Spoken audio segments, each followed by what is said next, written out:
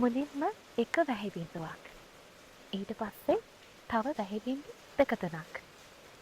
ඊට පස්සේ මුළු අහසම පොළොව වැළඳ ගන්නවා වගේ මහා වැස්සක් ඇදහැරෙනවා. වියලි පසෙන් මතුවන ඒ නැවුම් සුවඳ.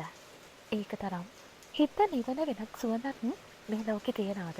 ඒක හරි අමුතු සුවඳක්. ගහකොළවල තියෙන දූවිලි සේදිලා යනවා.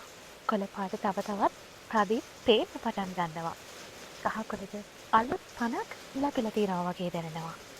වැස්ස කියන්නේ නිකන් වතුර බින්දුවක් නෙවෙයි. ඒක සොබාදහම විසින් ලෝකයට දායාද කරපු හරි අපූරු දෙයක්.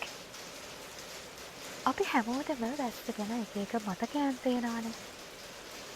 සමහරුන්ට වැස්ස කියලා කියන්නේ හරි ආදරණීය මතකයක්. හැබැයි සමහර අවස්ථාවලදී නම් අපේ ජීවිතවලට ලොකු කරදර ගොඩක් ගෙනත් දෙයක් තමයි මේ වැස්ස කියන්නේ.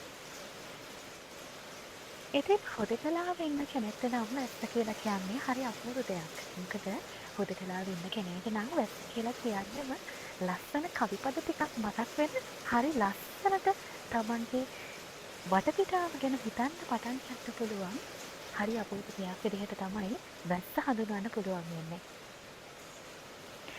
ලෝකයේ වේගයෙන් දුවන රිද්මයක අපි මේ ගමන් කරන්නේ. ඉතාමත්ම වේගෙන් මේ ලෝකයේ දුවනවා. ඉතින් මේ අතරේ පුංචි විරාමයක් තමයි මේ වැස්ස කියලා කියන්නේ. අපේ ජීවිතවලටත් හරි අපූර්වට මේ වැස්ස ගැන කතා කරන්න ගත්තොත් ගොඩක් දේවල් කතා කරන්න පුළුවන්.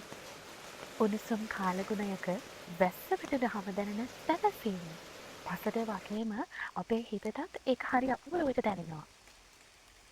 ඉතින් මොකද වැස්සට අයිති? වැස්සට අපි හැමෝම අයිති.